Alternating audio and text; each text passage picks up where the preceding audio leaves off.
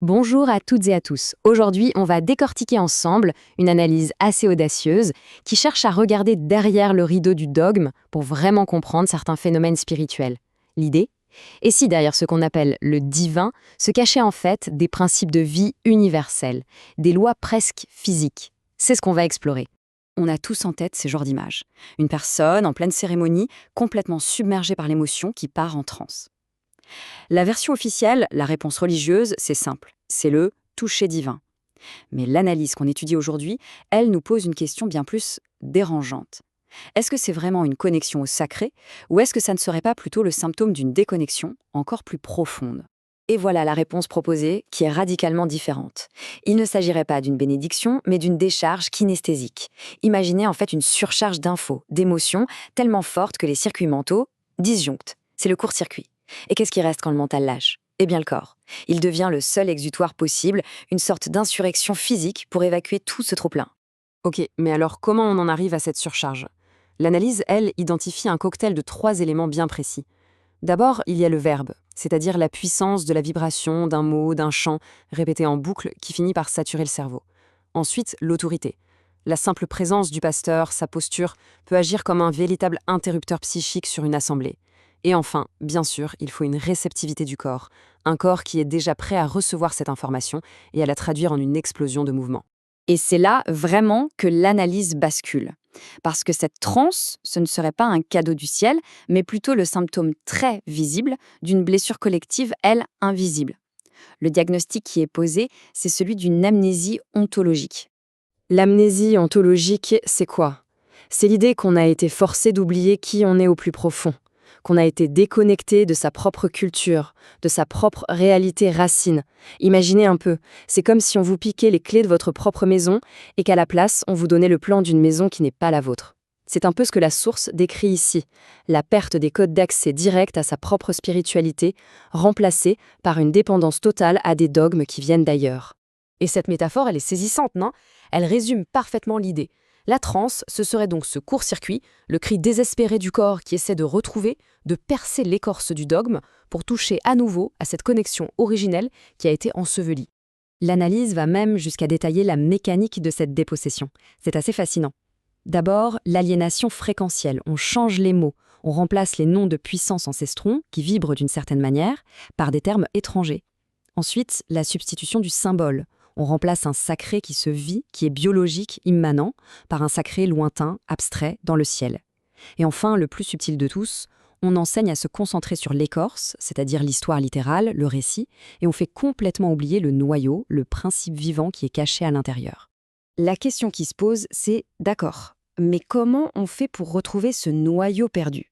Eh bien, la source propose une méthode de décodage. L'idée, c'est d'utiliser ces mêmes textes sacrés, non pas comme des histoires à croire sur parole, mais comme des sortes de plans codés pour en extraire les lois universelles du vivant. Prenons un exemple très connu, le verbe créateur. L'approche traditionnelle nous dit « Dieu a parlé et la lumière fut ». L'approche gnostique, elle, pose la question « Ok, mais quelle est la loi physique derrière cette histoire ?» Et là, le principe qui est dévoilé est à la fois simple et absolument vertigineux. Toute création est vibration. La matière, tout ce qui nous entoure, n'est que de la fréquence condensée. Ce qui veut dire que maîtriser le son, c'est maîtriser la forme. Allez, deuxième exemple, encore plus parlant peut-être, le corps. Traditionnellement, on dit que c'est un temple, un vase d'argile, bref, un contenant passif. Mais regardez le changement de perspective qu'on nous propose ici. Le corps n'est plus du tout un contenant, c'est une interface technique active. C'est un véritable laboratoire alchimique qui capte l'énergie invisible de l'univers et la transforme en conscience humaine. Rien que ça. Bon, maintenant qu'on a cette clé de décodage, on va s'attaquer à un gros morceau. Peut-être le concept le plus chargé, le plus controversé de tous, celui du sacrifice.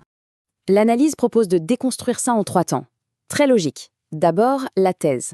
C'est le dogme, l'histoire qu'on connaît, un dieu qui réclame un sacrifice sanglant. Ensuite, l'antithèse, c'est la question du bon sens. Est-ce qu'une intelligence suprême pourrait vraiment être sanguinaire? Le récit littéral est une absurdité morale et logique. Et enfin, la synthèse. C'est le dévoilement du principe caché. Le Fils, ce n'est pas une personne, c'est la forme. Et le sacrifice, ce n'est pas la mort, c'est la rupture de cette forme, pour libérer l'essence, le principe de vie qui est à l'intérieur. Tout ça nous amène à cette phrase qui résume tout parfaitement. Sacrifier le Fils, c'est briser l'attachement à la forme pour devenir la source. Vous voyez, le sens est complètement renversé. Il ne s'agit plus de mourir pour apaiser un Dieu, mais de transcender son ego, sa petite forme personnelle, pour toucher à la force créatrice universelle. C'est une libération, ce n'est plus une punition. Et là, la boucle est bouclée. On revient à cette fameuse réalité volée. En forçant les gens à adorer l'écorce morte, c'est-à-dire l'histoire littérale d'un sacrifice unique et passé, on leur a fait oublier le germe vivant, c'est-à-dire la puissance de transformation qu'ils portent tous en eux. Et finalement, après tout ce parcours assez abstrait, on revient à quelque chose de très, très concret, de tangible même, le corps humain. Le message clé, le grand takeaway de toute cette analyse, il est là. Retrouver cette connexion perdue, ce n'est pas juste un exercice intellectuel, ça ne se passe pas que dans la tête. C'est un processus physique, somatique. Le corps n'est pas simplement un véhicule, c'est l'instrument de mesure, l'outil même, qui permet de comprendre et de ressentir ces grandes lois du vivant. Et ce tableau, il résume tout le cheminement. D'un côté, la transe sans gnose, sans connaissance. C'est une décharge, un cri, quelque chose qu'on subit. De l'autre côté, la même transe, mais abordée avec ce cadre de lecture ancestrale. Ça devient une technologie spirituelle, un outil conscient et puissant pour se restaurer, se reconnecter. Et l'analyse insiste sur un dernier point qui est crucial. C'est le rôle tout particulier du corps féminin. Puisque c'est la structure biologique qui, par nature, transforme l'invisible en visible, qui crée la vie, il est considéré ici comme le gardien naturel de ce savoir. Sa grande réceptivité n'est donc plus vue comme une faiblesse, mais comme une véritable compétence ontologique. On va se quitter là-dessus, avec cette question qui finalement remet tout en perspective. Une petite pensée à emporter, et si l'approche la plus juste, la plus profonde du spirituel ne se trouvait ni dans les cieux, ni dans les livres, mais qu'elle était déjà encodée dans notre propre biologie, attendant simplement d'être redécouverte,